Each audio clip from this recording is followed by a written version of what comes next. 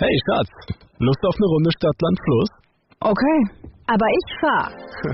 Soll doch bei Ihnen für jede Menge Spaß. Das Skoda-Dieselversprechen für Euro 6 Diesel. Damit sorgen wir dafür, dass Sie, egal was die Zukunft bringt, in Fahrt bleiben. Auch in Ihrer Stadt.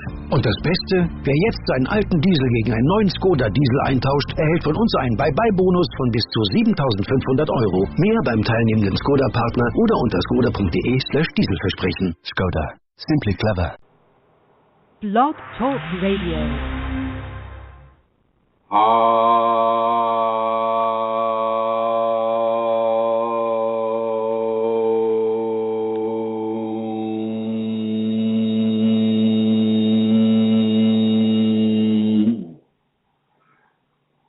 Abandon all these attitudes of wanting to prolong pleasure and to avoid suffering. Let the heart be itself and feel whatever is there. Freed from clinging and avoiding, the heart regains its poise and revels in creation. Plunging deep into its center, discover that the heart is moved by a pulse that is everywhere. Welcome, everyone, to this conversation about your Kundalini Awakening experience. My name is Chrism. I would like to thank Josephine Smith for giving us the Radiant Sutras, and that was a reading from the Radiant Sutras, page 235, for those that have it.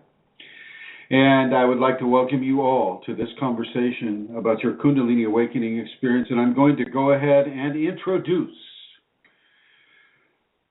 Her Holiness, the Celtic Queen of Questionable Comforts, Her Holiness Amelia Santara. Yay!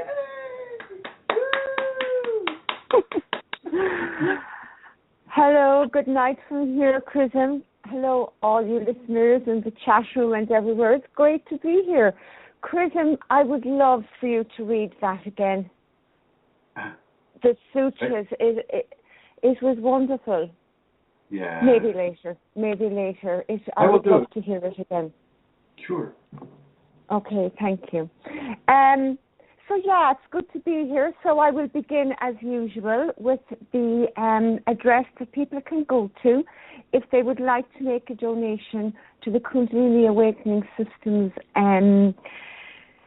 teacher, really, and to the person who provides all the platforms for these teachings and gives us his time to all of us and to all the people that are seeking information and teachings about the Kundalini Awakening. We are very, very blessed that we have so many different places that we can receive these teachings from the Kundalini through Chrism on. So I'm going to give you the address there. There really is one place to go to, and that is www.ascension-kundalini.blogspot.com. And up on the right-hand corner there, you will see a donate button, and it's quite easy to donate to follow the instructions there. Again, as we say every week, there is no pressure, there is no expectation for a donation. But if you are in a position to donate, if you wish to donate, then this is where you will go. Ascension-kundalini.blogspot.com. So thank you, everybody. And I'm really looking forward to the show, Chrism. I have some questions organised, and if anybody in the chat room has any questions, maybe they could write them. And do you have the chat room in front of you, Chrism? Can you see it today? I do indeed have the chat room. I see that we have Julie and Edie G.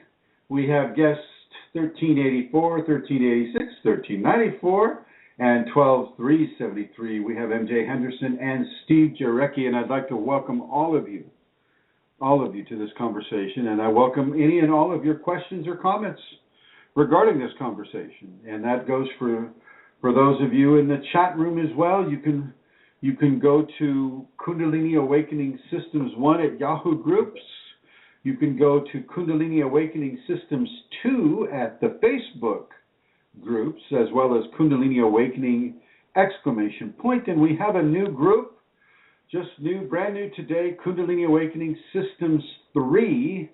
And this is a group that's for those who would like to discuss many of the paths that they took in order to achieve a Kundalini awakening, even if they didn't take it voluntarily. So you can reach us there, as well as my email, which is KFIREFORALL@yahoo.com. You can find out more from the videos, and that's on YouTube.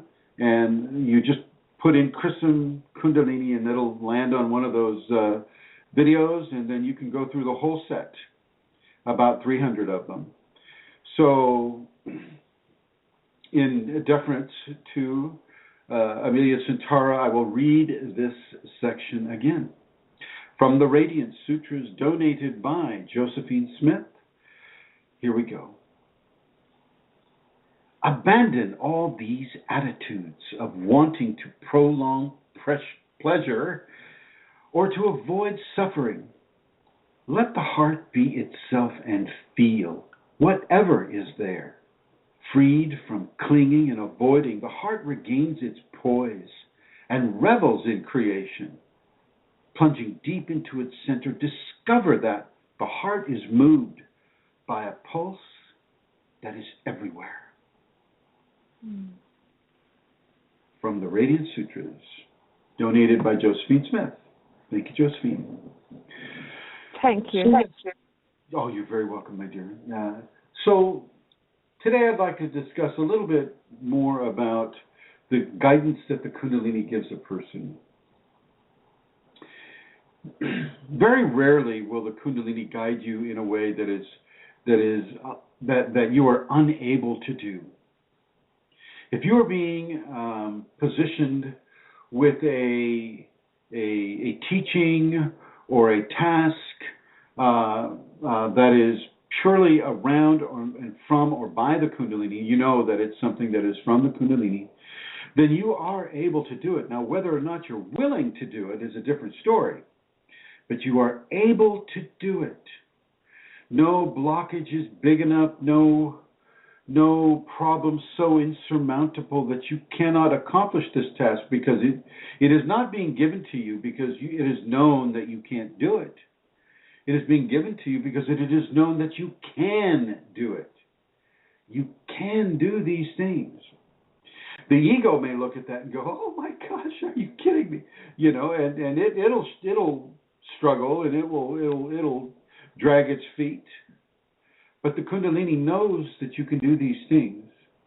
You know, we get into levels of detaching from attitudes and emotions, which is kind of what this Radiant Sutra is about. You know, abandon all these attitudes of wanting to prolong pressure or to avoid suffering, and prolong pleasure and to avoid suffering. This is what it's about: the fear of not having enough, the wanting of more. Okay? Really begin to detach from this. If your Kundalini has given you a flesh teacher, and if that Kundalini is saying, okay, be devotional to that flesh teacher, then be that devotional student. Go at the pace that you can go, even if it's just a little bit, even if it's just 5 minutes. Surrendering in this type of devotion is really one of the harder things to do. And I'm not going to try to make it seem something other than what it is. It's not the easiest thing to do, certainly not for the ego. So what you really want to look at is why it's even in front of you. Why is it even on your plate?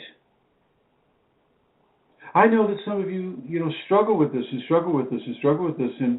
and just had a conversation with another gentleman about this, and he's basically of the opinion that, well, the Kundalini just wants you to realize the divinity that you are, and I agree with him, but it is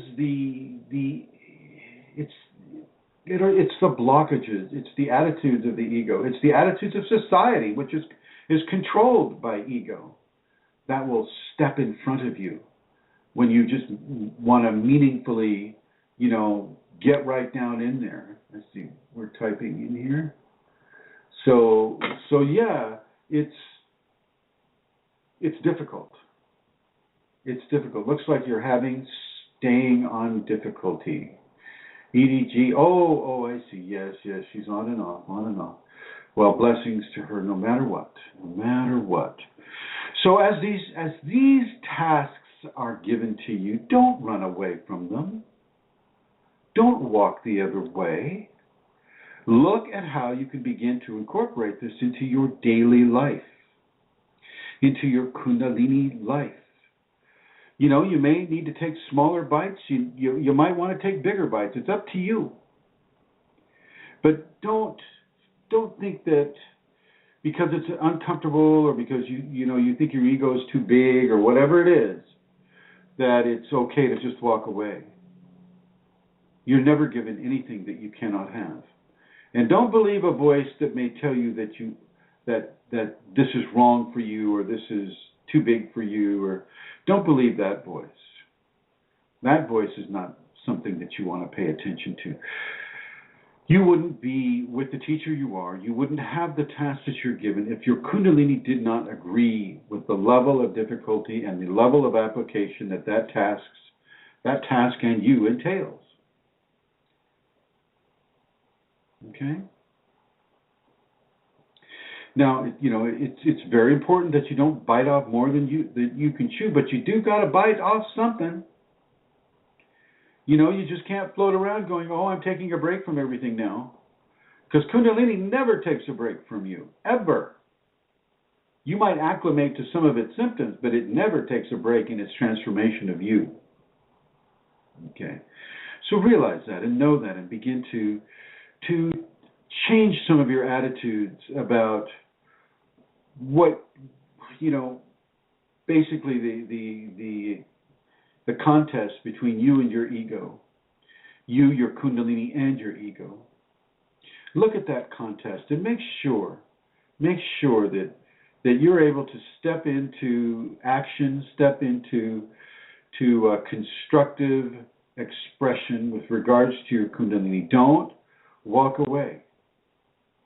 Do not walk away. That brings on more problems that you don't need.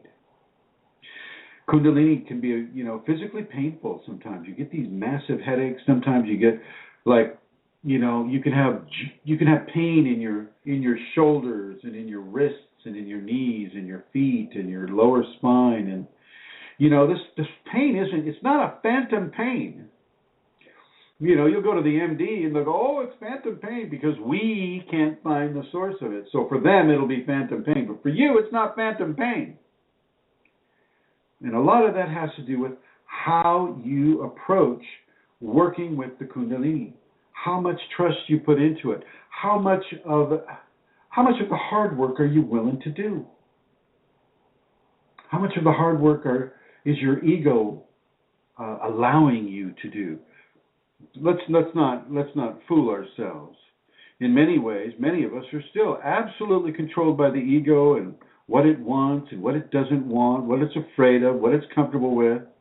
Even with your Kundalini, you can still have a difficulty working with your ego and bringing your ego into a greater understanding of who's really in charge, and it's not the ego.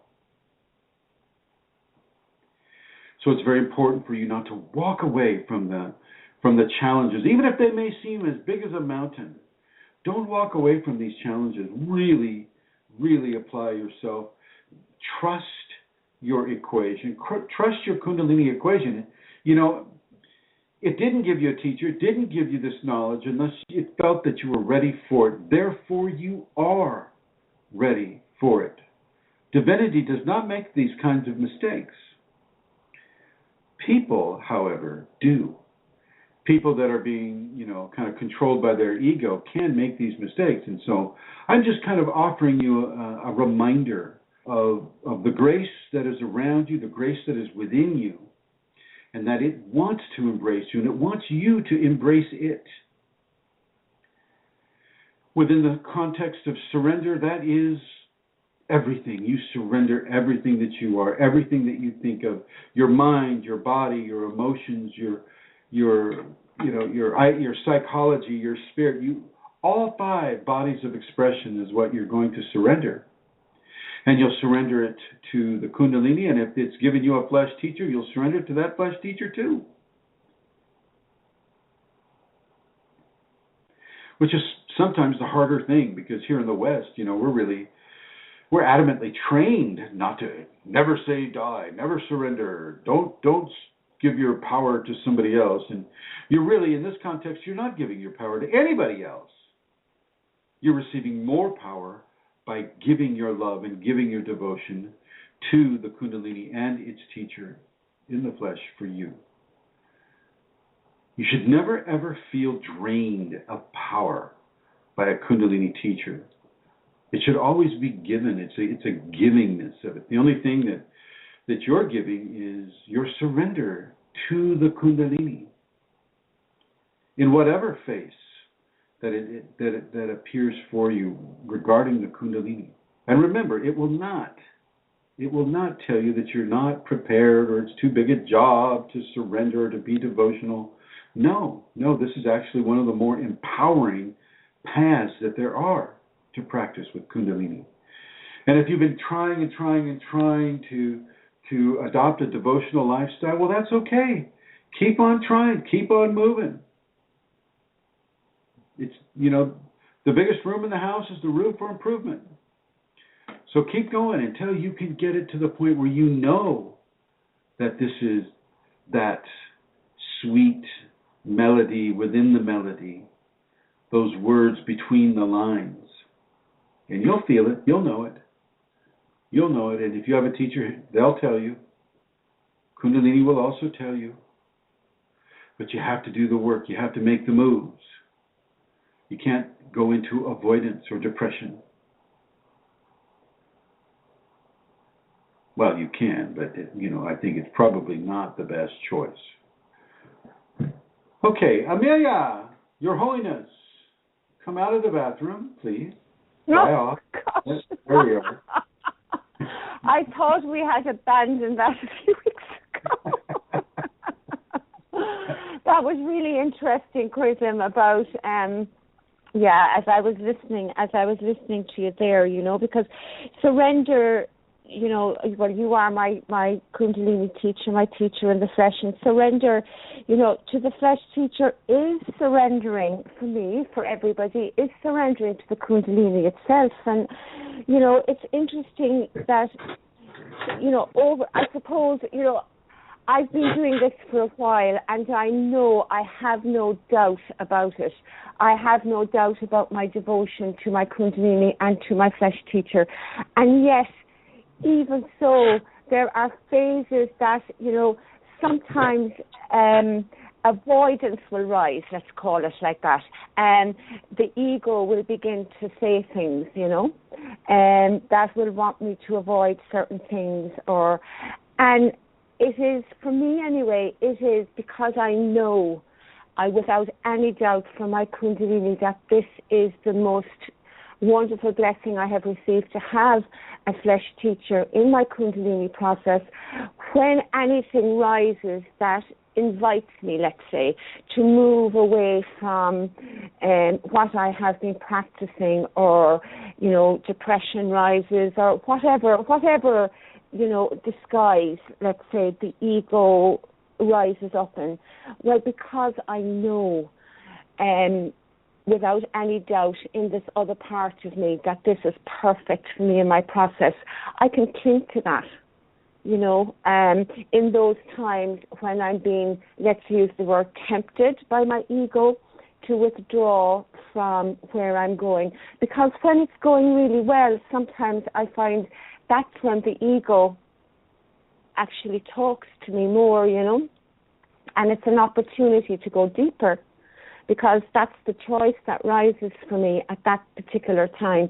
And, it's not that for me anyway, I can't speak for anybody else, but for me anyway, in my process and in my relationship with my teacher and my Kundalini, it's never, I have never been in a place where it is absolutely, what's the word I'm looking for, it's always fluidic. there's always more to go. It's always, and that there's always that wonderful motion and that wonderful choice there for me as I'm going along. Does that make sense? Have I been waffling or have I been making sense?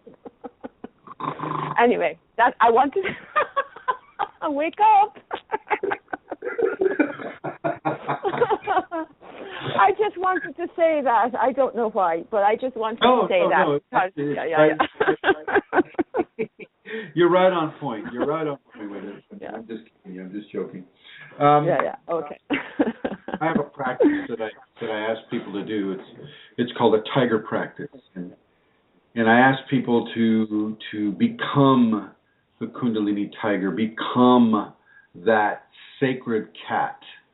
And, with all the growling and walking around on all fours and eating food in a vicious cat-like way, shaking the food, the whole bit. I ask people to even cry out like that animal and to really begin to tie in and to tap into the primal understandings that the Kundalini is giving us.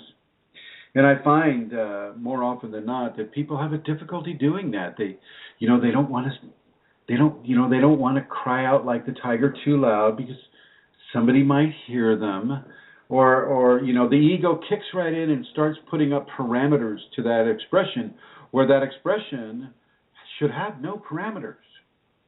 When you're that Kundalini cat, well, you are that cat, and you need to express like that cat would express, like the Kundalini gives for you to express as that animal, as that sacred animal. Okay, and so, often I find people, they've got to do it 2 or 3 times, to get into the availability of receiving from their Kundalini the permission to become that wild primal animal. And it's always the ego that slips in and begins to try to control the equation. And I'm suggesting here that we don't need to have the ego control our equation. We don't need to have it controlled by our fears or our petty concerns about whether or not a person hears us roar like a tiger or not. Now, granted, you don't go to the bus station and start acting like a tiger, and the Kundalini's not asking you to do that. She's not asking you to get arrested. She's asking you to tie in to the primal areas of your life, the memories that your DNA has about what it is to live in the jungle, what it is to be both predator and prey, and how the Kundalini tiger is coming to you. And it's not coming to you as a predator, it's coming to you as a partner, as a creature to join with and to become. It's encouraging you all the time, even when it's scary, even when I say let the tiger eat you or let the snake eat you. That's because you're conquering your fears. You're taking the ego out of the driver's seat by conquering your fears. And, so just, once again, just to remind people, this is I'm talking mainly in regards to a devotional practice. Not all of you are doing a devotional practice, but it is one of the fastest routes that a person can have and hold within the Kundalini Awakening and Activation equations. So, Amelia Santara, can you ask me the first of, I hope, many questions? Indeed I can, and it's very straightforward. What is the difference between Kundalini Activation and Kundalini Awakening? Well, there's a pretty extreme difference between the two. A person will kind of receive a calling for the activation. The activation is basically responding to the call of the Kundalini. At the beginnings of this call, one doesn't really know why they're being gravitated towards certain types of information. They don't know why that book just falls off the shelf and, oh my gosh, that's a book on chakras or Kundalini or a belief system that supports the Kundalini. One just begins to feel a level of interest being generated in these subjects, and they don't know why.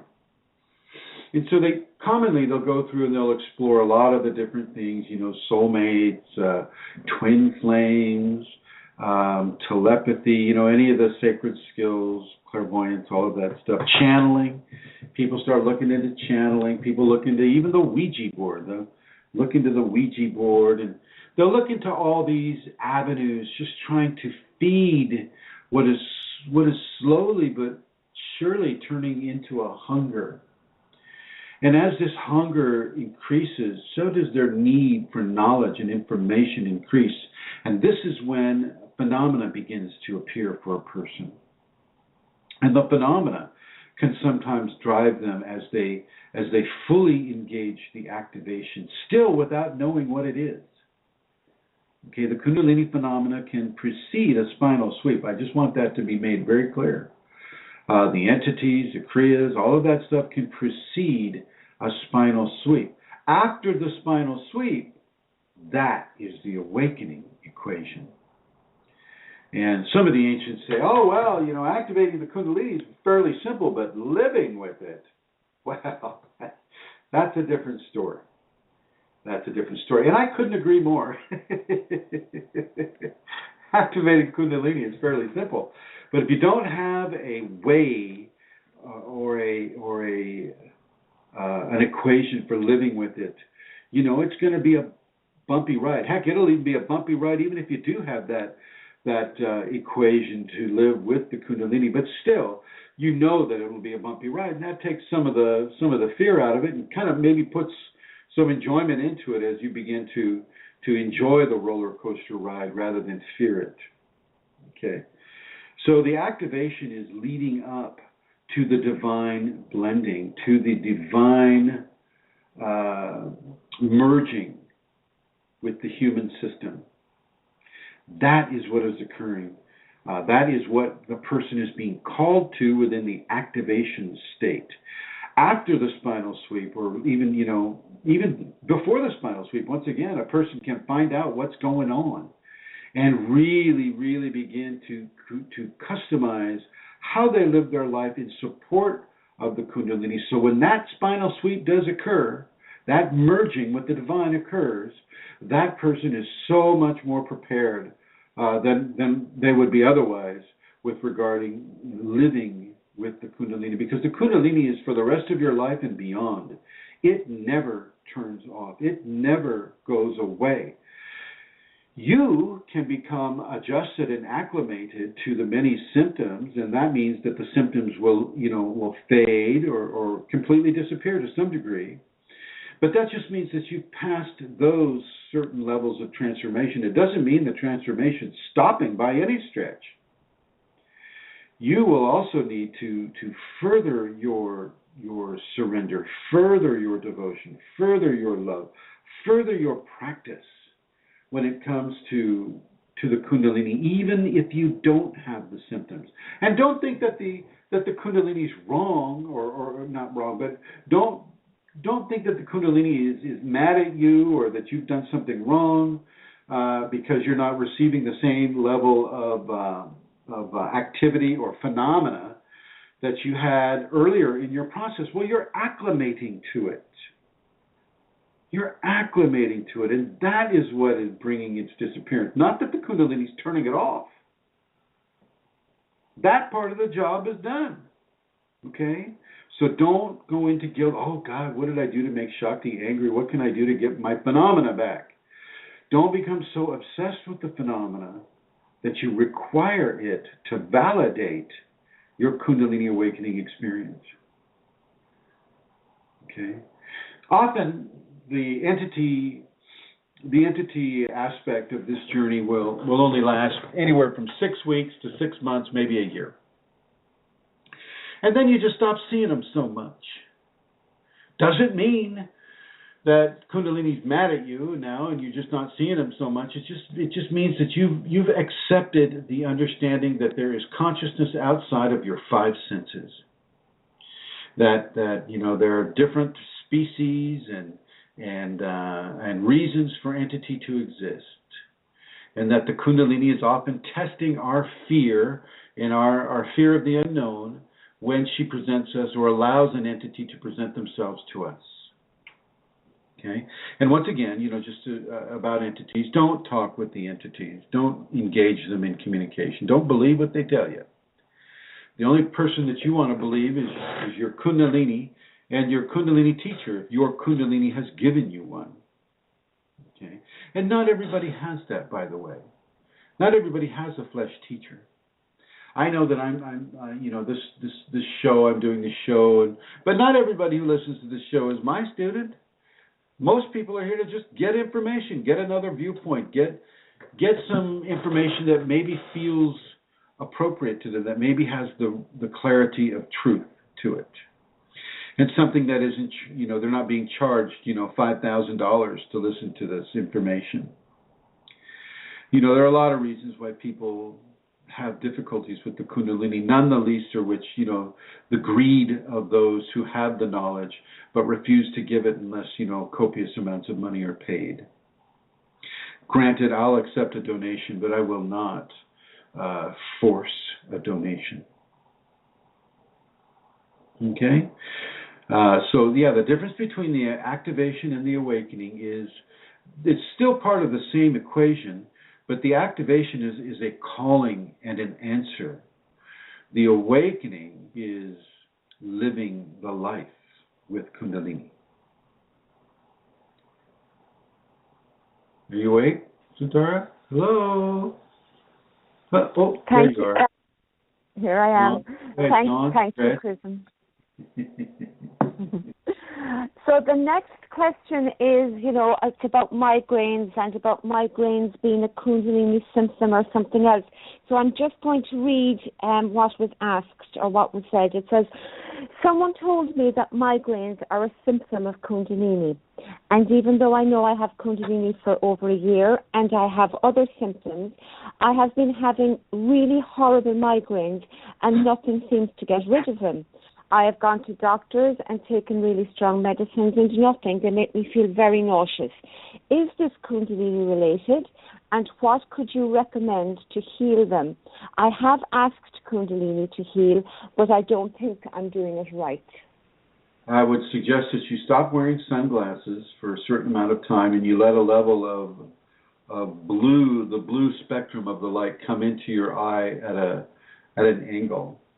Not so you're not looking directly at the reflected sunlight, but it's coming in at an angle into your eyes. Number one. Number two, avoid those binaural beat flashing light patterns. They can really mess a person up in these areas, and people just don't know. And those can bring on migraines as well.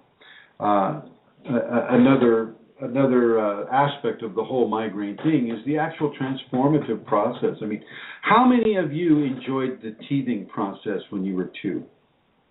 Let me see a show of hands here. How many of you enjoyed having the teething experience when you were 2? Amelia, put your hand down, please. It's always one in a crowd. No.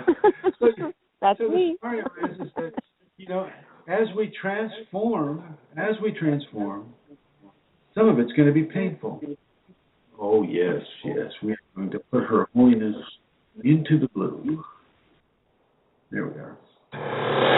So, as we transform, there will be levels of growing pains that are not pleasant. Migraines are an indication of that. But also, migraines can be fed by high caffeinated diets. So if you're ingesting a lot of caffeine, you can get a migraine from that. If you're having really bright flashing light sequences, you can get a migraine from that. You can get a migraine just from any kind of a scenario that is individual for each person. That can cause a migraine.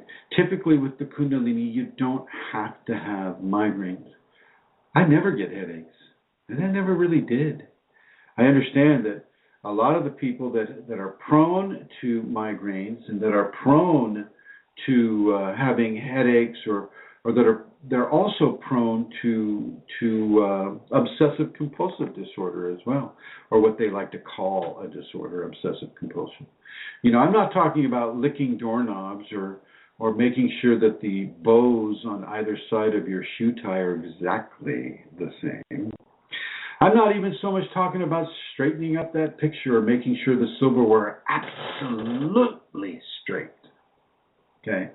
I'm just talking about these types of areas, the Kundalini and migraines and OCD often walk hand in hand. Now, a lot of folks, say, "Oh, I have Asperger's syndrome." And Asperger's, if you look at, as one of my students will remind me in very strong terms, Asperger's people will often be super sensitive, and that sensitivity once again can evolve into Kundalini Awakening, and that sensitivity can sometimes include migraines.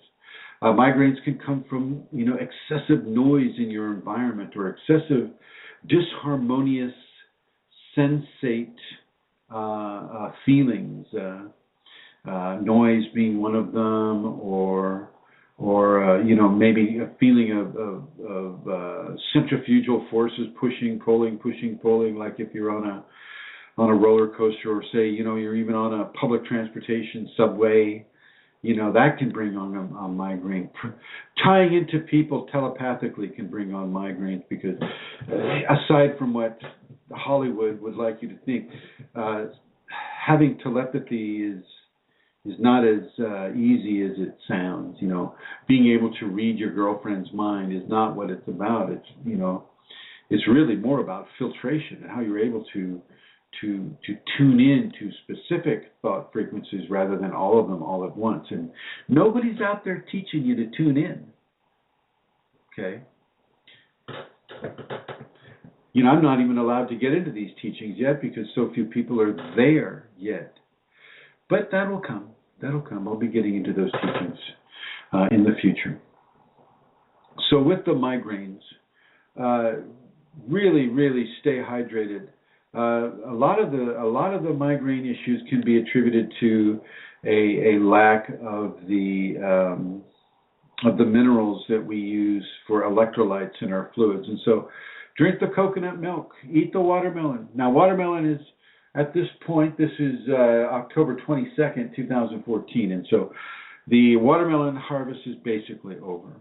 But the coconut harvest just goes on and on and on and on, because it's an equatorial plant, and it just keeps on growing. God bless it, and thank God for it. So drink that coconut milk. That will also help your those terrible migraine headaches. Some people will suggest what the Ayurvedics use as a neti pot, and I won't suggest a neti pot so much. It's great for rhinitis or for some of the flu symptoms there, but as far as migraines, there may be an application, but just make sure that it's an application that you feel comfortable with and your Kundalini feels comfortable with, and then go for it. A lot of the time, when you're developing the halo, you're going to get spiky feelings coming out of spiky sensations coming out of your forehead and around your head.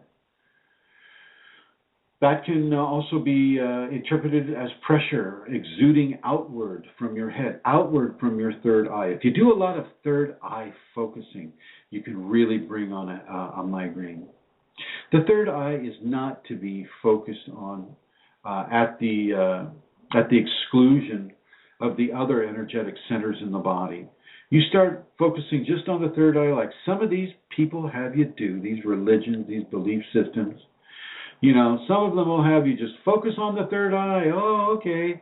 And you end up with a massive migraine headache every other day.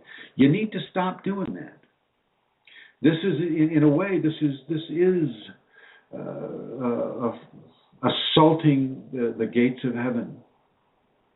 Okay, you don't need to assault the gates of heaven. The gates of heaven will open for you.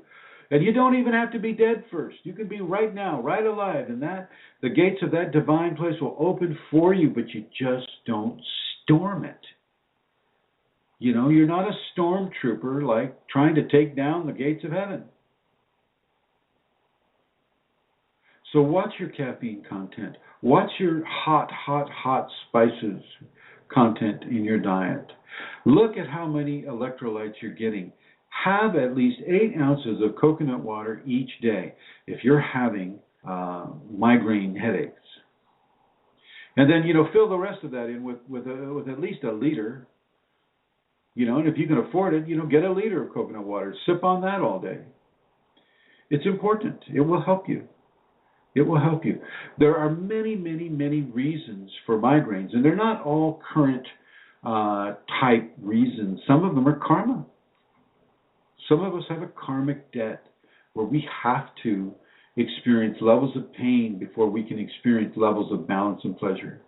And if that is the equation for you, then just go into this with patience, with deliberation, with discipline, and take the suffering, live it, balance that karma, and then move into the other less hurtful areas of grace. Okay, migraines are not a need within the Kundalini Awakening equation. It's not required that you have a migraine. Just because you have a migraine doesn't mean you have the Kundalini either. This, you know, this is fiction. This is people just grasping at straws that don't have the Kundalini, and they're saying, "Oh, well, I heard," you know, and you know, the person who's having the migraine will take any kind of information because the MDs aren't helping. Nothing's really helping, and so they're ready because migraines are really hurtful. I mean, they're painful experiences, and so, you know, the person having the migraine is just going to try to get through it any way they can, and any kind of information is, you know, for them is worthy of consideration. And so don't go putting out information that is disinformation because you just want to help or you don't know. Kundalini does not require that you have migraines. Sometimes you have them. Sometimes it occurs. But it's not for the majority of the people. Some of them, you know, a solid percentage of people will get the migraines for sure. But not everyone does. And you can look at your caffeine, you can look at your sugar intake, you can look at your GMO intake, you can look at your levels of organic intake. And just go organic as much as you can. Stay away from Monsanto-laced foods. You know, that's all the wild critters, you know, they put GMO butter next to real butter, and where do you think all the insects went? They went to the real butter. Use that as an example. Watch your hot spices. If you're used to putting all kinds of that red hot pepper stuff on your food, back off of that a bit. Back off of that a lot. Watch it change the severity of your migraine. Stay away from the flashing lights. Flashing lights often, can trigger a migraine. So you stay out of that kind of a scenario. Don't wear your sunglasses all the time. Give yourself the availability of the blue wavelengths of light that those blue blockers like to block. Sunglasses called blue blockers. Okay. All right. Next question, my dear.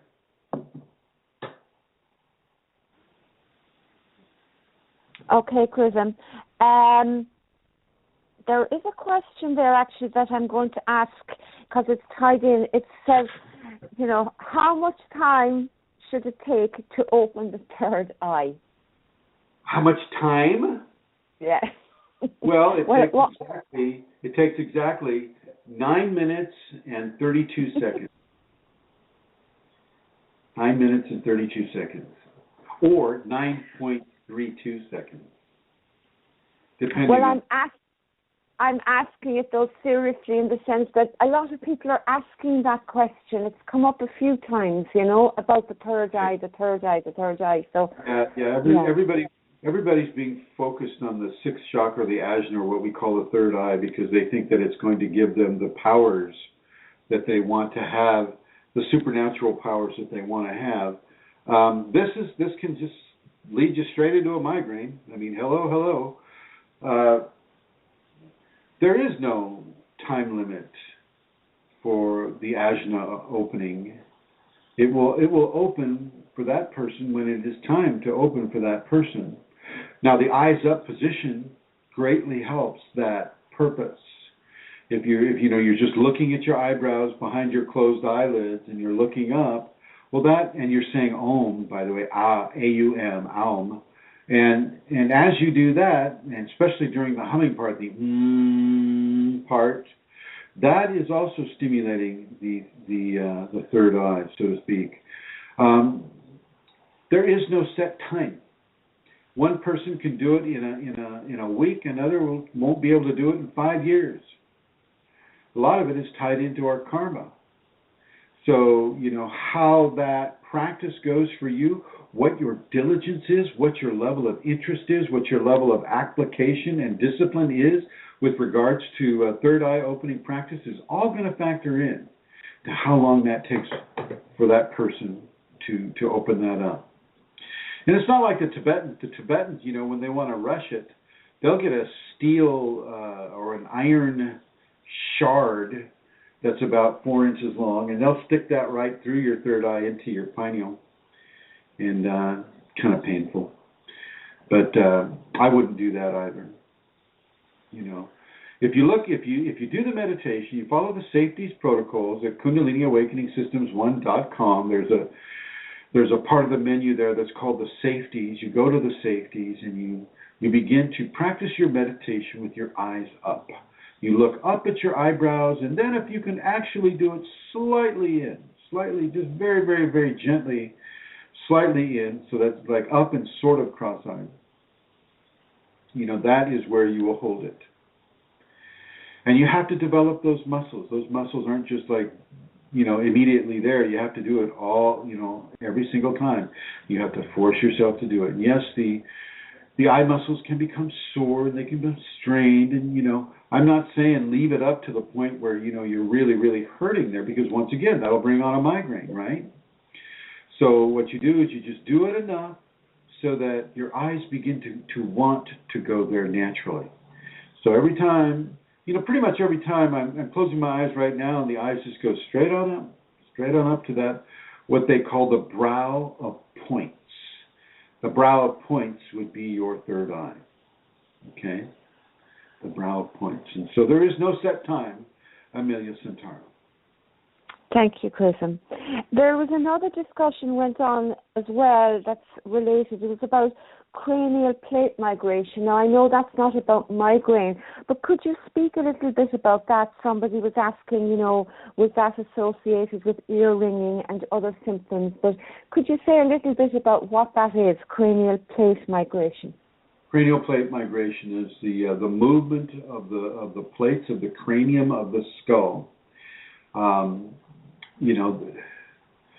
There's suture lines, on your skull, and if you were to take a skull and look at it, you could see where the different plates of the skull come together, and those form those suture lines.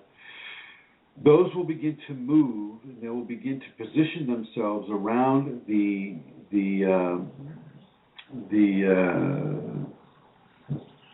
fontanelle. They'll position themselves around the fontanelle, and that positioning is like a refocusing of the top of the skull, and that will come up into a spike, as we've talked in other programs. That will formulate into a lifted area from the fontanelle, and this will indeed bring about an increase in the sounds of the dimensions, or the interdimensions, the celestializing of frequencies. Sometimes people may hear voices or sounds of animals, or very many different sounds can be heard as the cranial plates begin to migrate towards the fontanelle and begin to form that raised area right above the fontanelle, which if you look at any of the Buddhist pictures, certainly of Southeast Asia, they show you all the little bumps on the skull, which they, tighten into little balls on the skull, and then you'll see the raised area, and it almost comes up like a broad spike going straight up into the multiverse. And that's what the cranial plate migration really is all about. It's the refocusing of the human energetic anatomy in order to receive more frequency in a certain kind of combination. So if you have the plates aren't quite there at the edge of the fontanelle, well, that is emitting a certain frequency of interaction with the divine field, but also with the some of the other spiritual areas. And so as that person moves, or that cranial plate migration moves in a certain way, so will that person have certain levels of experience. And then as it comes closer and closer and closer, then what happens, at least in my experience, and I can feel it right now, it's the front of the spike. You can feel the spike, and it really feels like a large cone that is being emitted from the fontanelle, but the tip of it just disappears into the cosmos, disappears into the heavenly fields, and you don't really get to feel that. But what you do receive is a very, very expanded level of awareness, an expanded level of understanding, expanded comprehension, and of subjects that are beyond formulated word. And I know that sounds like a big cop-out. It's like, oh, come on, Chrism, you've been reading college level since you were 9, so of course you should have the vocabulary. I don't. How do you describe the unspeakable? How do you describe the unspeakable? So some things are just not able to be formulated through the limited abilities of expression that the five-sense human being has. Typically, I can find words for many of the attributes of the Kundalini, but when it comes into direct merging into divinity, it's very difficult, and I have to really watch it because I'm coming up to bliss really quick here. And bliss, for those of you who've taken my seminar, you know that it makes me forget what I'm talking about, and it makes me just kind of go on pause for a certain amount of time. Next question. Quick. Well, kind of cool that I can come in with one, isn't it? It's very interesting. I could feel it even as I was sitting here. Okay, so Lorna in the chat room, Chrism, has a question, so she can type more if you wish to ask her. She says, or he says, Lorna, I'm not sure whether it's a man or a woman. Does everyone experience the electric phenomena at the prana? Chi clears you and builds. All right, let's just read that one again. Yeah, does everyone experience the electric phenomena as the prana chi clears you and builds? The pranti? Prana dash chi. Prana dash chi. No. Okay. Prana, and then, chi. Oh, chi. C-H-I, yeah. So, right. Am I pronouncing that incorrectly? I will start again. Fine. Does everyone experience the electric phenomena as the prana, chi, cures you and builds? Well, I mean, you're assuming that prana and chi have electrical phenomena associated with it, and it doesn't always have that. And the prana and chi isn't necessarily clearing you either. When you're talking about prana and chi, you're talking about energetic components of Kundalini, the stuff that the Kundalini uses as it begins to transform your system. As far as electrical things go, there can be a lot of electrical-like activity around Kundalini Awakening in general. It can mess up your computers, it can mess up your watches, it can mess up your phone, it can mess up your car wiring. Okay? It really does have an effect on outside electrical sources, to the point where one can have a form of Kriya that is called an electrical Kriya, because it feels like you're sitting on 10,000 volts of electricity, and it's just kind of pulsing its way through you, and your body immediately goes into a shock response. You know, the eyes move up, and the body is shaking with high voltage electricity. It's amazingly. I've had this happen. I've had this occur, and I know exactly what it feels like, and it's just the most surprising thing that you would ever. I mean, you're not sitting on a power line, but it feels like you're sitting on a power line. And your body is convulsing and just like you would if you were sitting on a power line, minus, I guess, some of the barbecue aspects of it. So yeah, the Kundalini doesn't barbecue you. She's more of a sushi girl, actually. But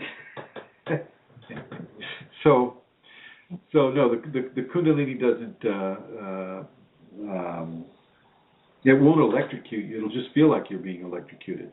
You're not being harmed in any way, shape, or form, but you're certainly being allowed to experience the amazing power of the Kundalini as it transforms your system. Not everybody, Lorna, gets to have that.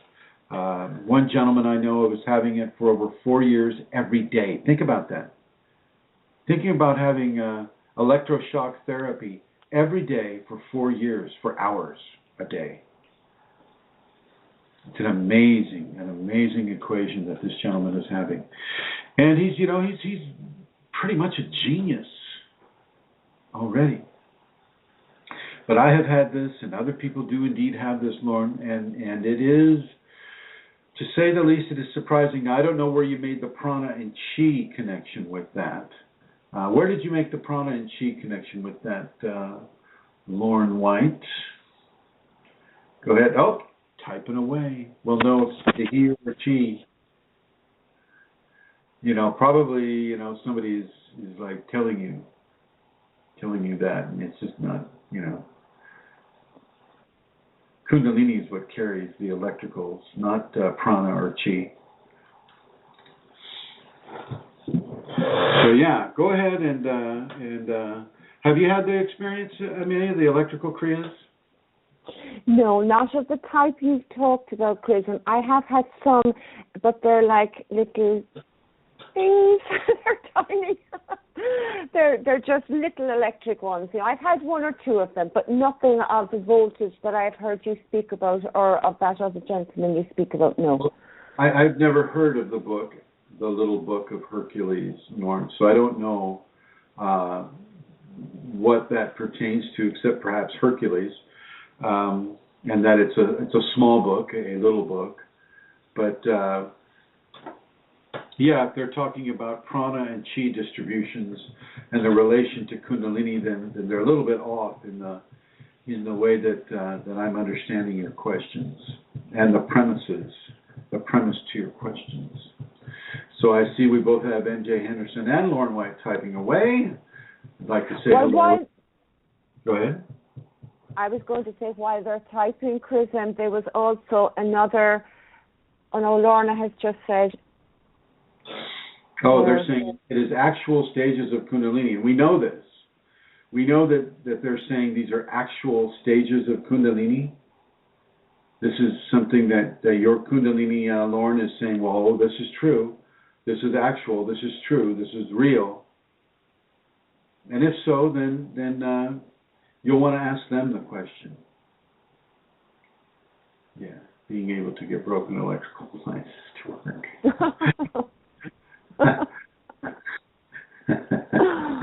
Yeah, good luck with that. Well, Chrism, I've had the experience of having my Kundalini teacher Skype with me when we've had no internet service provider in the whole area. So, I mean, that's something that the Kundalini facilitated happening. It was miraculous. Well, there you have it. Miraculous definitely applies to Kundalini phenomena. So that's a truth. Can you go ahead and ask the next question? Yes, I can. Lauren also said that, sometimes hears of, in inverted commas, gentle awakenings. Not sure what that actually means. Say again? Gentle awakenings. Gentle awakenings. What does that actually mean? She's heard of that term. That the person has already has done a lot of the work in a previous time, in a previous level of preparation for this lifetime. That's why you get a lot of people that will have really, really just amazingly beautiful experiences with the Kundalini. They'll have very little of the difficulties with it. And these people have done their work at another time. They won't have the difficult childhood that some of us has had. I had a hard childhood. Other people have had hard childhood. This is where the karma gets played out. This is where the karma is really given its full range to create for that person the balancing equation that they need to have so that later on in life they can have the Kundalini. But for those that have had it very, very smooth and they're just like in levels of bliss for months and months, if their friends and family don't toss them into the psych ward, well, what a blessing that is, number one. But number two, they've already done the work. This is why I say, you can't really cookie cut Kundalini awakenings. You can't make one awakening just exactly like the other, which is just exactly like the other one. Like you do with a cookie cutter. You don't get to do that with the Kundalini because everybody has a different karma that comes into this. And so you talk about these folks at the Oneness University or things like that. They're just one with everything. They're avoiding the actual transformative stages that a person must go through in order to actually achieve Kundalini awakening. It's not because somebody waves their hand and looks like a statue and blinks their eyes at you, and then all of a sudden you're at one with everything. It's not that at all. There's work to be done. There is work to be done. It's not replicable, and it's not the type of a situation where your awakening centaur is very different from Chrism, which is very different from Vashti's, very different from Julie's, very, very different from Steve's. And, we're all different people. We all have different karma. Therefore, we have different experiences within the Kundalini awakening equation.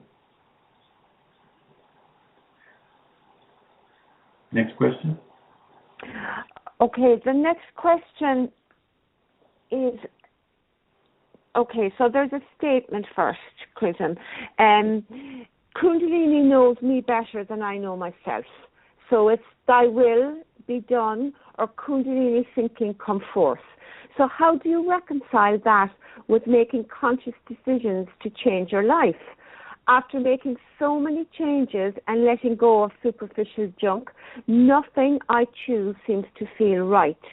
Does that mean we control nothing in our lives? Am I being reduced to being an observer of life, or does Kundalini want us to do nothing? Right. Well, Kundalini really just wants you to sit on the couch and watch TV. Have some beer, have some popcorn. Maybe a little sex every now and again on the commercials. That's what Kundalini wants us to do. We're just there, little fleshy slugs that hang out on the sofa. This is all not true. What I just said is not true. The scenario is that as you go through all the misinformation, the absolute fabrications, as you begin to drift all of that out of your life, what you begin to do is you begin to open to what the Kundalini is telling you. You don't just put your brain in neutral because you've gotten rid of all of the misinformation. That is only the first step. The second step is you open to the information that's being given to you. And it will be given, but you have to open to it. You can't just flush the toilet, flush the toilet, flush the toilet, flush the toilet. You know, maybe that's not the best analogy. But, you know, you need to get the stuff out to be sure, and that's true. But you also need to eat and partake of the delicious meal as well. You need to pull in information about what is important to you, what is important to the Kundalini equation in you. You don't just become like a bump on a log. You have to apply yourself, and applying yourself doesn't mean that your ego is involved. You know, you get this a lot. You know, you get this is like, oh, well, if you're trying, then it's your ego. If you blink your eyes on purpose, then it's your ego. No, not at all. Just look at ego as the part of the person that is survival based, that wants to have its way like a little kid, that has fear, has desire, has lusts. You take some of those out of your equation and you realize that you're still there. The you that you are, the higher mental functioning self, that is who you are, is still there. And that doesn't ever really take a break. The ego indeed does take a break, and the higher mental functioning self has to take over that level of interaction with its universe or its multiverse or the people that it's around or the job that it does or the different attitudes and experiences that flow from the life that person is living. That makes you kind of busy. You know, if you're doing it, if you're walking the talk and walking the walk, then you're never just blank. You're never blank. And if you are blank, it's because you're not going forward into a pattern or an equation that is focused towards your enlightenment. You're not opening to the possibility of having information downloaded into your brain. You're not open to the possibility that there are things that you can know without opening a book. You know, these are the areas that a person really needs to... What happened here? Sorry, Master, that doesn't work. Which part? I'm sorry. Which part doesn't work, Fashji? Please explain. I'm looking at the chat room right now. These are the areas that we need to look at. You don't just relax.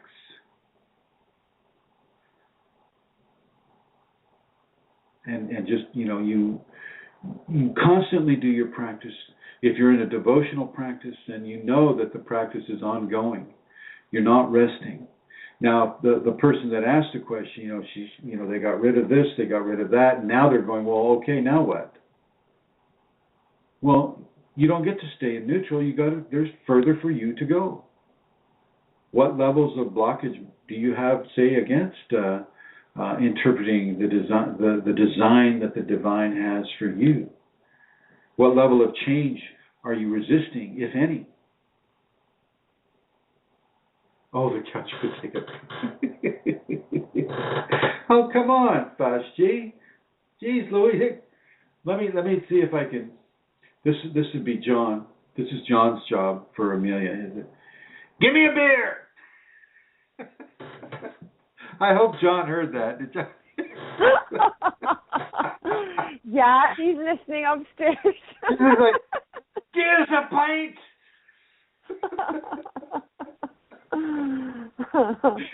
So yeah. You don't really get to be that couch potato. You don't get to just stop. You don't get to stop. And so you've done well if you're able to get most of the toxicities out of your life. You've done well. You've done well, but you're not done. You're not done. There's a whole other half of the equation waiting for you to experience, but you have to make the move. You have to lift the finger. Now, for some folks, the Kundalini will just come right on in and give them the next assignment, and boom, they're on their way. Other people have to contact the Kundalini, and they contact the Kundalini by doing their practice, whatever that may be, doing their devotion, whatever that may be. You know, phenomena is really great for this. I mean, phenomena, you know, you do a certain thing, you do a certain level of practice, you do a certain level of clearing, detoxification, whatever it may be.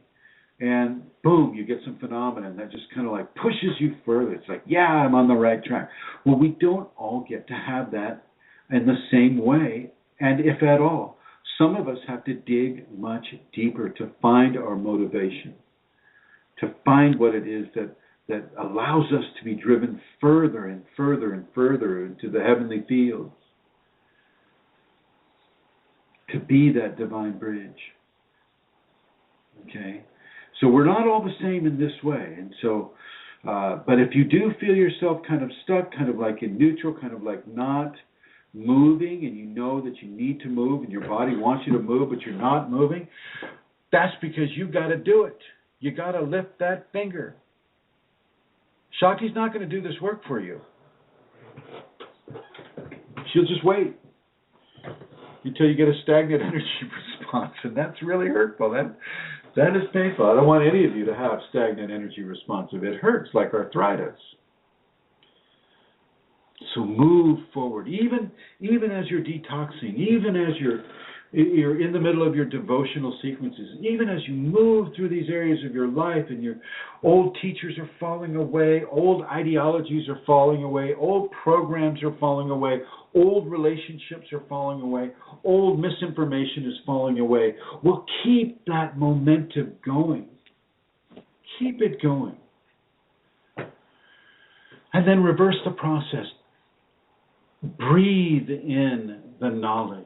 Breathe it in through the top of your head. Now, some of you who have been with me for a few years remember something that I brought up called cetacean breathing. And there is that. You know, there is that whole level of cetacean breathing. But really, really open to what the Kundalini is giving you. And don't do it in the same way that you'd say you normally would before you got rid of all these toxicities, these programs, these relationships that were causing you problems. Open to it in a way that is different and new.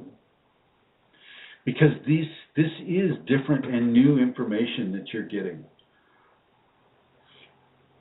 Your old format of processing information and receiving information is changing.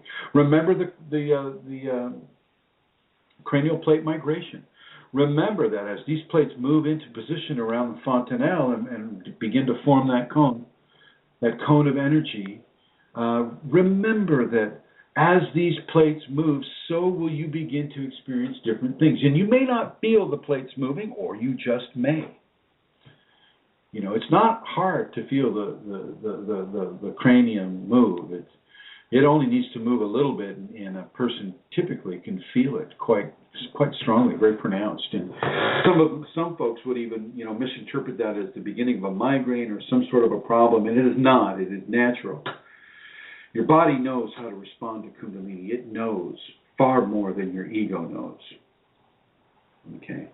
So the body knows the Kundalini is natural to itself, and it knows what position it needs to get into, and it moves. It starts to move right into those positions. When you reach a certain level of Kundalini Awakening, it begins to move the cranial plates into just the exact design around the fontanelle that you require. Okay? So, but for you need to be open to the new experiences that are coming your way. And you're never really in neutral, even though you may not feel like you're being stimulated to do this or to do that because you've gotten rid of everything. Well, look again. Go to a place where you don't know anybody. Go to a place where you can't speak the language. Travel. That will help you learn where your limitations are and where they are not. When after my awakening happened, one of the biggest travel days for me was to Brazil.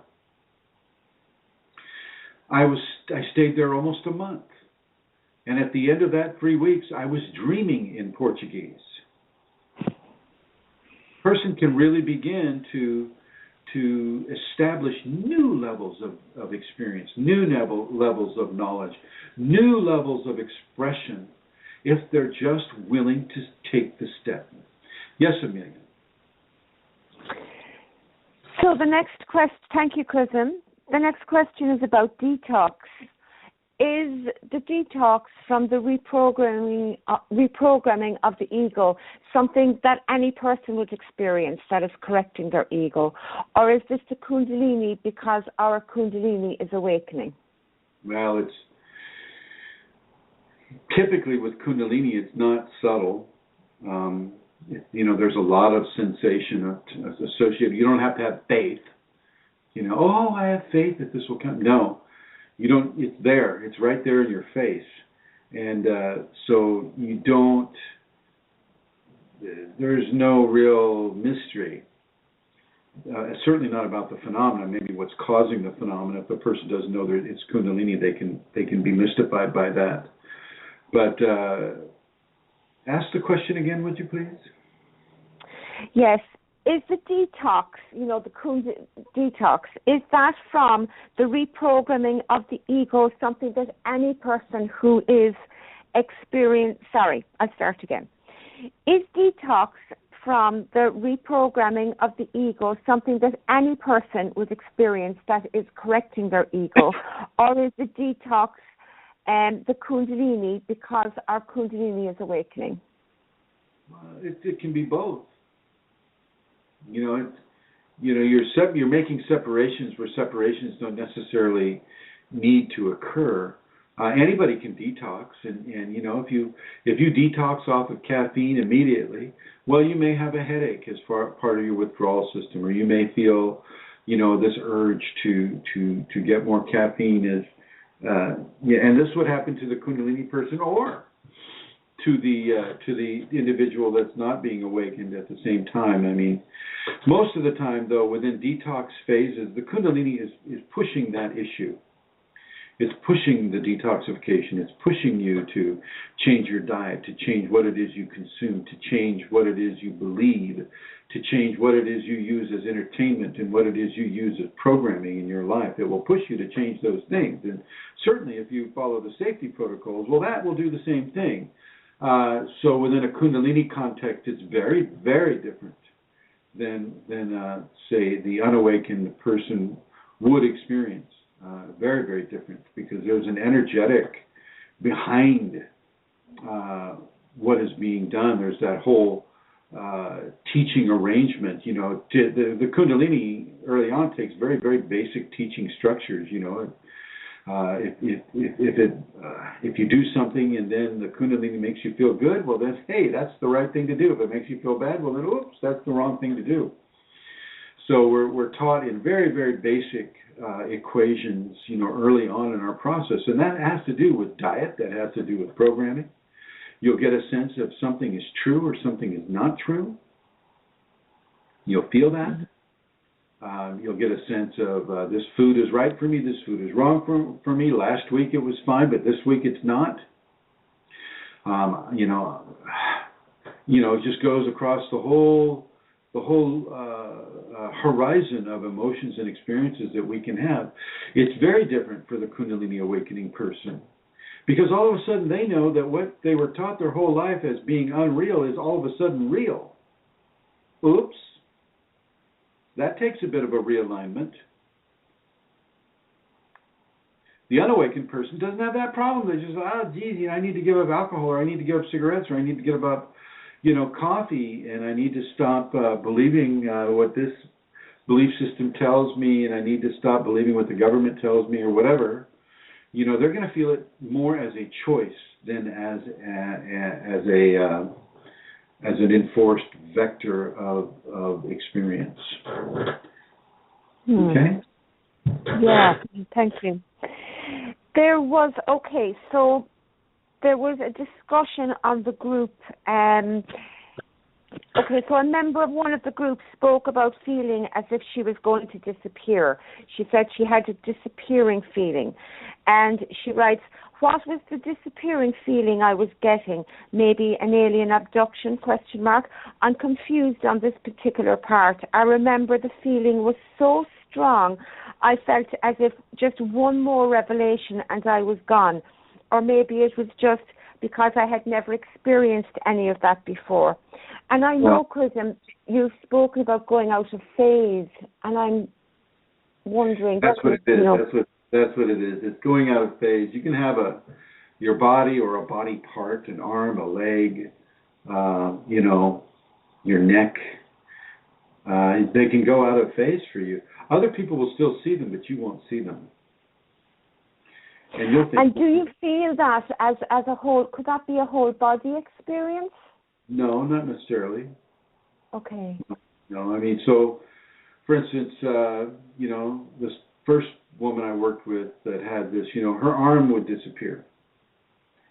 And, she's sitting there and she's staring at her arm and it just disappears. She no longer has an arm. And sometimes she said that she could shake it and it would come back into view, but then it would disappear again. And this is called going out of phase, out of visual phase. The frequency of energy that is surrounding that body part at the moment is going out of phase, and it is natural. It is a natural part of the awakening process. It doesn't happen for everyone. Just to be clear, it does not happen for everyone, but it happens for some. Just like the electrical kriyas don't happen for everyone, but it happens for some. And when a person is going out of phase, there's only one thing they need to do, just one thing. And I'm going to ask the people in the chat room to tell me what that one thing is. What is it, you guys? Come on. Type. Let me see who can come up with the right answer here. Steve, Deva Sadvi, MJ Henderson. 1, 2, 3 guests. Fashti, Viavi, Celestial Rubies. Type. Let's hear it. Come on. Nobody's typing. Ask it again in case they missed the question. So she told her what you're going to ask her. Julie, bless you. Julie knows. She knows what it is, that girl. I bet she knows. No, that's good. Good guess there. Madeva, that's good. That's a good guess. Had to answer the door for the So, well, I'm glad you answered the door.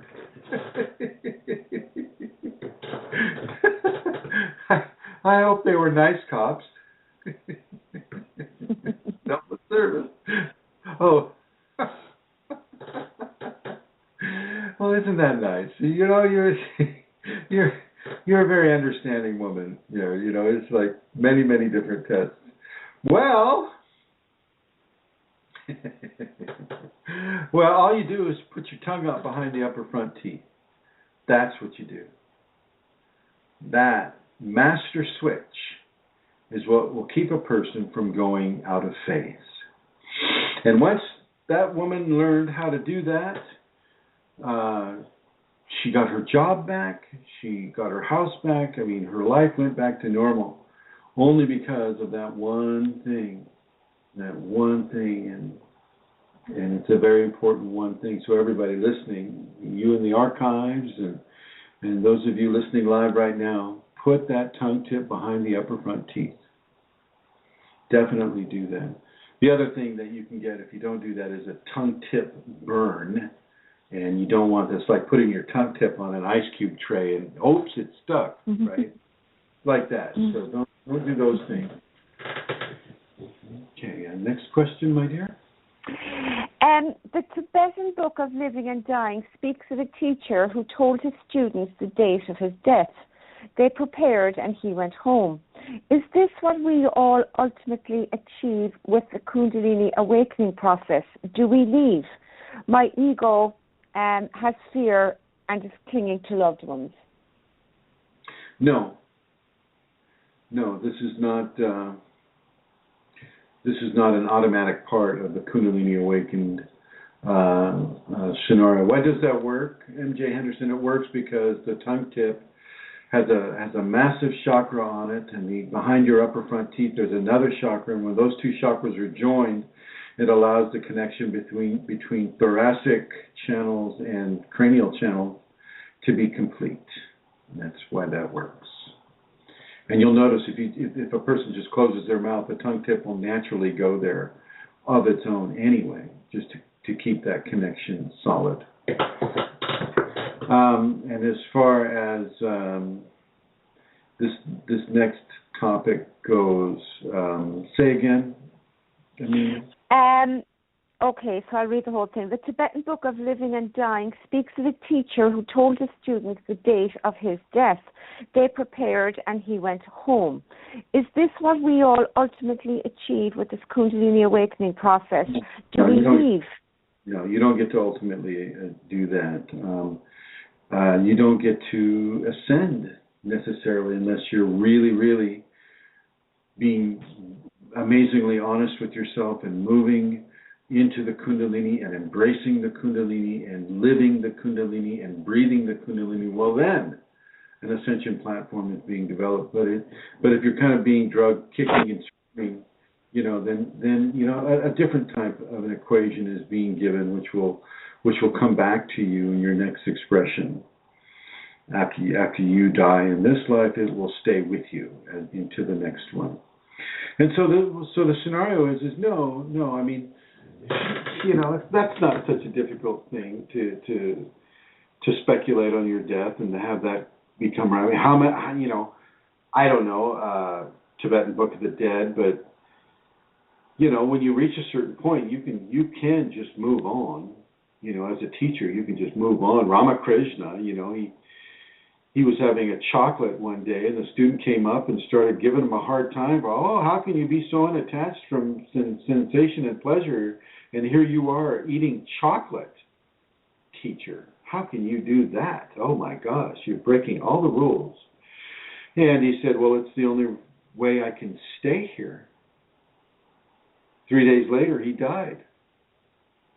Yogananda, before his death, he said to his students, well, I'm getting ready to take the elevator. Wish me luck. The next day he was dead. I mean, you can feel impending grace.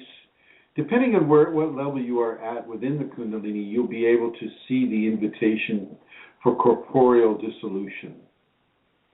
Corporeal dissolution, okay? You will know that, okay, it's time. It is time for me to leave this classroom. I've finished teaching. It's time for me to take a break. Okay? And so that is very possible, but it is not a probability for everyone. A lot of people that have the Kundalini don't even want to teach, and they have nothing to do with other people, and they like to be by themselves, and they like to kind of be that hermit, in a hermitage. They don't want to go out into the public. This is not for them that way. Their Kundalini has other plans for them, but still in all, are you able to predict your death? Sometimes yes, and sometimes no. It depends on how far a person is willing to go into the ascension platform. Many, many famous teachers like Yogananda, Ramakrishna, Vivekananda, a lot of these folks, they never intended to ascend. It was never part of their existence. They didn't want to keep the body that much. They didn't want to speed up all the molecules in the body so that the whole body goes out of phase and they take that body with them into the heavenly field. They didn't really feel the need to do that. And these are some pretty high-level adepts as well. We're talking about that.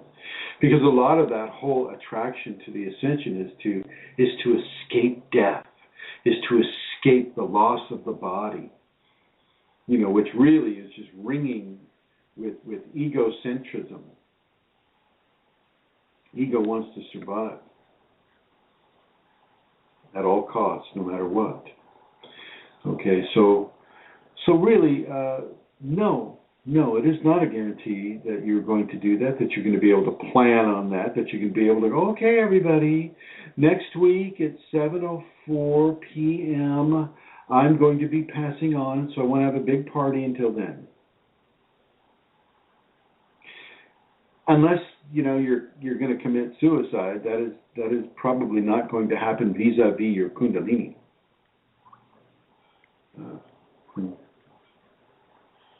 Okay, so next question, my dear.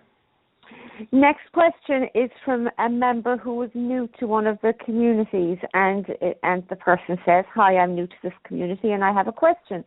Have you guys spoke with God already, like having a conversation with Him through meditation or something?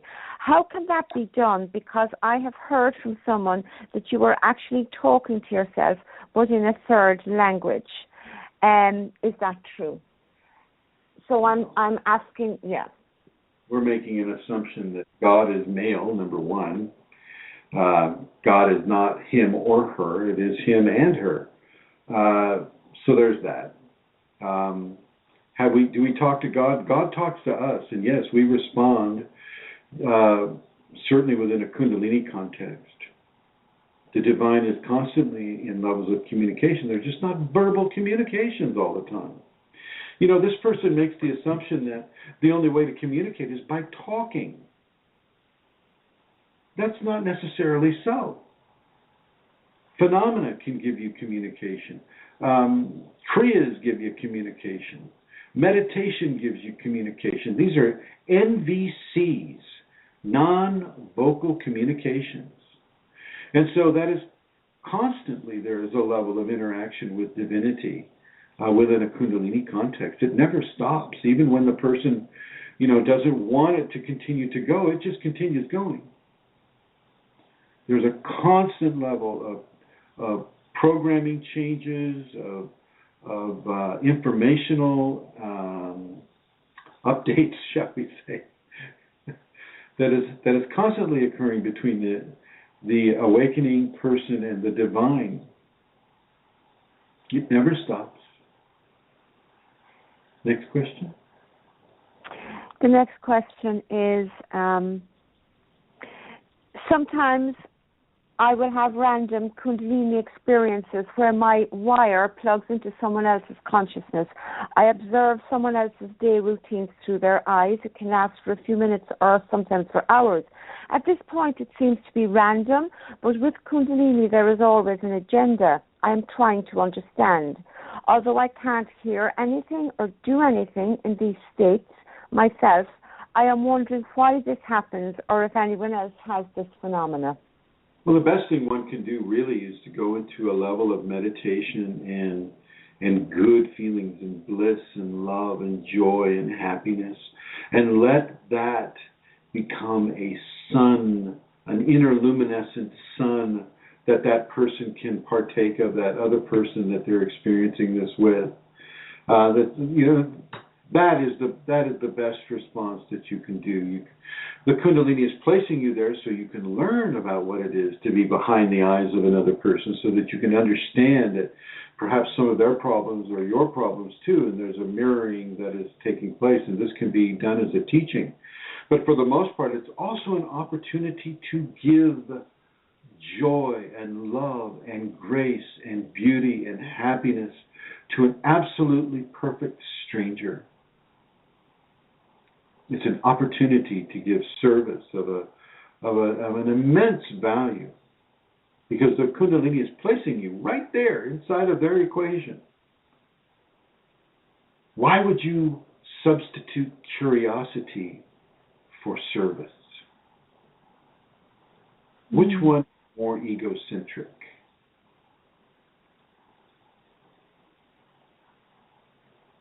Next question. Does using an eye mask help in meditation? It can for people that are really light sensitive. An eye mask can help. I used eye masks mostly when I was doing a lot of out-of-body work, a lot of astral traveling, and because whether people know it or not, it is the daytime that is the best time to do astral journeys. The daytime, not the nighttime. It's just like, that's R&R for the body. Leave it alone. Let it have its R&R. You want to go astral traveling? Do it in the daytime. That is the time to do it. And so I would kick back and I would, relax, loosen my clothes, put an eye mask over me, and do the astral traveling. But as far as Kundalini goes, for meditation, it's not going to hurt you. It is kind of a crutch because you get so addicted to having the pitch black, or the really dark. You don't need that. You can just close your eyes and bring your eyes up and begin to breathe. Follow your breath, or if you have a mantra, say the mantra. That's how the mantras can be so useful. Is it takes the ego's focus off of anything that it might consider getting in the way of the meditation. Oh, it's too light, I can't do it. Or, oh, there's this or there's that, I can't do it. And so, the more control over the ego response you have, the less there is a need of any kind of a crutch to help you into the meditations. However, if you're just starting in the meditation, go for it. Wear the mask. Thank you, Chrism. Another question. There are times when my ego is trying to hang on for dear life to be in control. Now, when I catch my ego's spiraling thoughts, I begin surrendering to my teacher, and I repeat this over and over. Is this what I should be doing?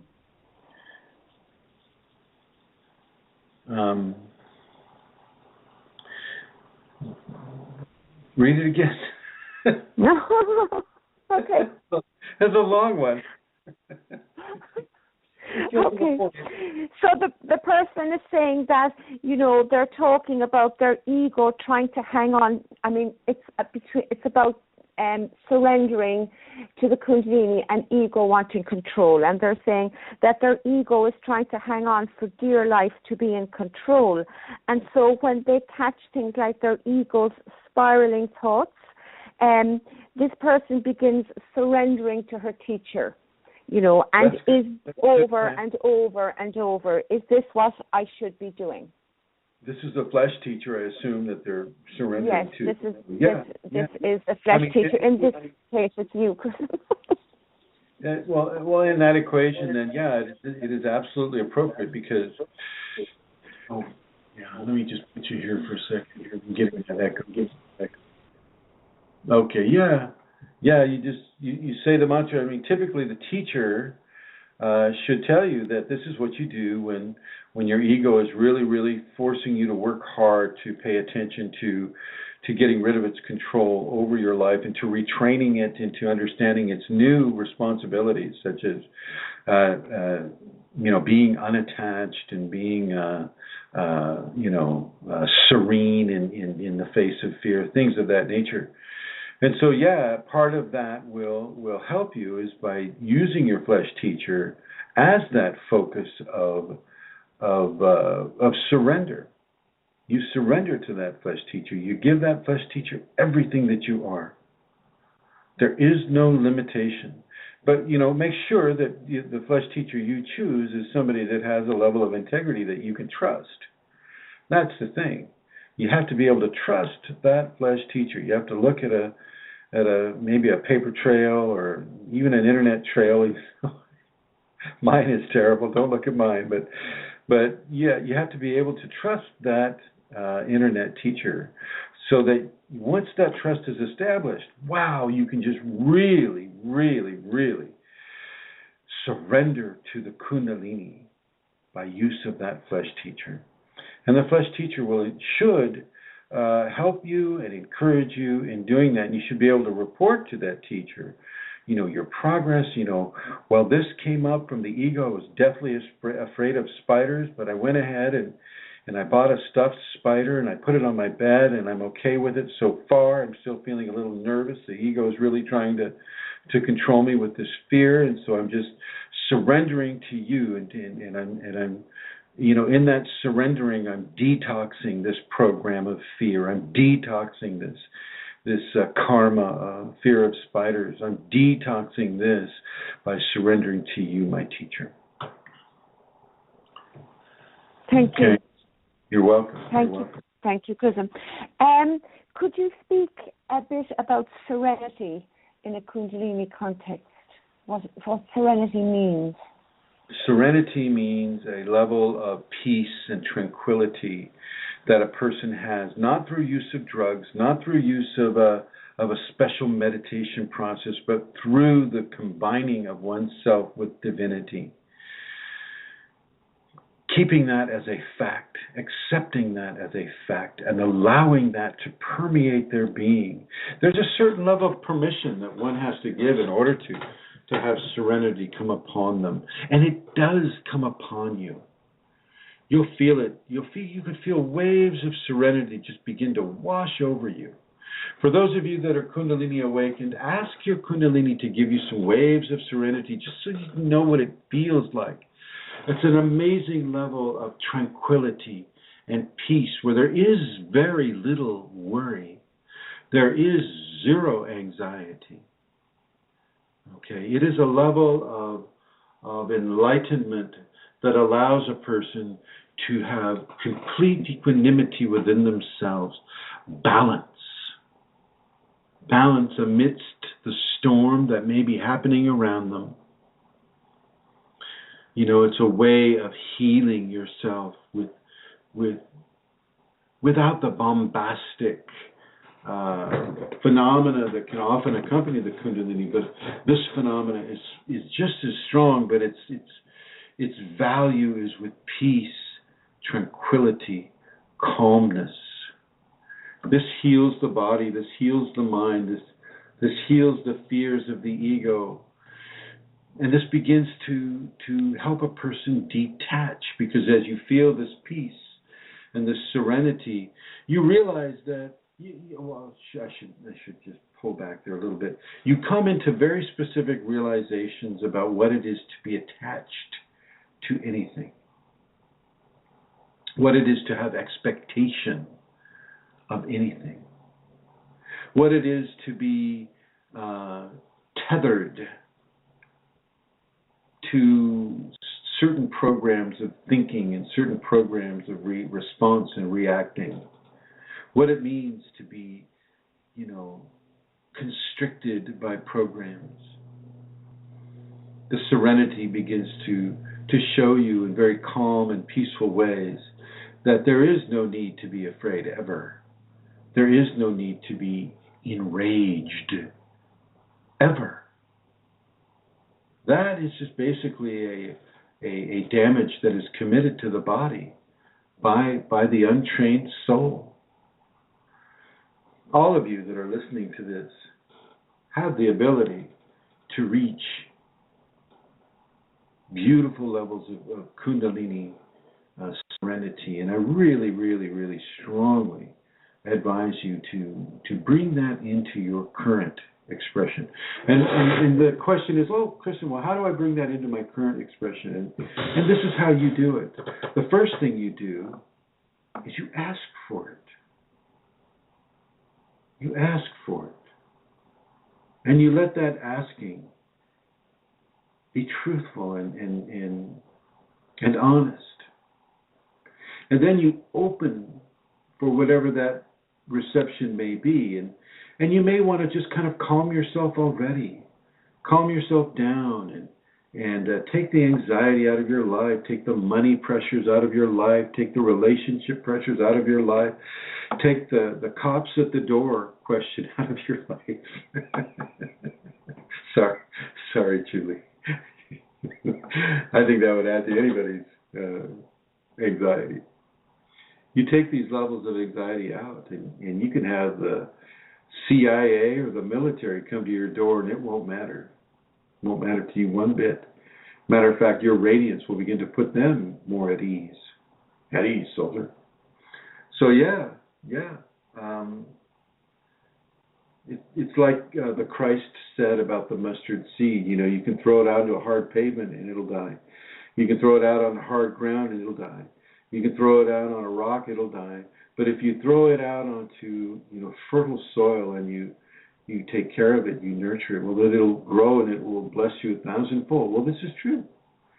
So set the soil fertile as you ask for Kundalini serenity to come to you. And it will come. It will come. Next question, Your Holiness. Thank you. Okay. Could you say something, Chrism, please, about the safeties? Why do the safeties work? Because they were designed by the Kundalini to have definitive expression within those who are practicing them with the Kundalini. The reason why the Kundalini safeties came into creation at all was because of the Shaktipat I gave to a person in 2006, and it raised red welts along his spine, and I thought, well, this isn't good enough. Now, if I'm going to actively be, Shaktipating people, I want a practice for them to do that is appropriate only to Kundalini. And the Kundalini gave me a practice that is not only appropriate to Kundalini, it's appropriate to life in general. And it takes from many of the different traditions of cultures that had experience with Kundalini, the Rishis, the Taoists, the Tibetans, the Aboriginal peoples of Africa and Australia and America, the Aboriginal peoples of South America. I mean, basically everywhere in the world that anybody was doing any kind of an active practice for the Kundalini, the Kundalini put it into the safety protocols. And so that's why they work, because they're designed by Kundalini for people with Kundalini. Okay, now I'm going to go ahead and bring Miss. Hello? Hello? Is this Rosemary? It is. Oh my gosh, Rosemary, how the heck are you? Well, I'm good. I particularly was touched by what you were saying in the end and started my prayer for peace and tranquility. And do you have some announcements that you would like to make within your yes. tranquility? With great peace and tranquility and expectation as well, in a good way. We have, at the request of the last seminar, we have another seminar here in Minnesota, February 21st and 22nd. And the week before that, we have you, Chrism. I'm working on a schedule for you places for you to speak the week before, as well as in between now and then, and that's the first week of December. So a lot of opportunities for us people who live here, but also if others want to join us, we would welcome you. Well, I would love to come over there and do more work with the beautiful people of Minnesota, and I look forward to that. And I look forward to December 1st through 10th as well, when I can go over there and do some talking there. I just wanted to bring you out front and center, my dear, with this. Thank you. Well, thank you, and I'm going to move you into the Shiva Blue and bring Her Holiness back up. Do you have another question there, Santara? Hello. I'm back. Actually, Chrism, I don't. Okay, all right. Well, we're coming to the end of the program anyway, so I'm going to go ahead and just call it there. There is one thing I would like to say to those of you that are sleeping.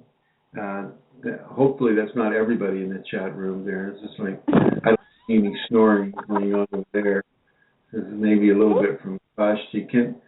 Julia, can you wake Vashti up? You're right next to him there. Just give him a little nudge. That diva is typing. Vashti's awake. Thank you, Julia.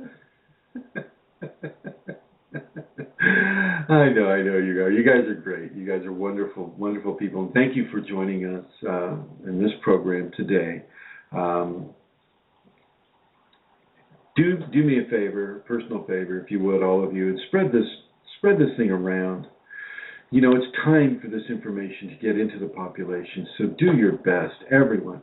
I see Eileen's on the phone too. Eileen, Rosemary, Santara, Julie, Julia, Vashti, MJ Henderson, Madhava, Sadhvi, Steve Directly. Spread this around. Get it on Reddit or any of these other, you guys know more about the internet than I do as far as where to place it. Put it everywhere that you can. let's start really dipping into the stream of society and bringing changes into the society. It's never been a greater need to have such change than it is at the present. Thank you, Steve. Thank you very much. And thank you, everyone. Thank you, Amelia. Thank you, Rosemary. Thank you, Eileen. Thank you, everyone. Julie, Julia, Fashji, MJ Henderson, Madhav Asabi, Steve Jarecki, and the 4 guests that are here. Thank you very much, everyone. And we'll see you next week.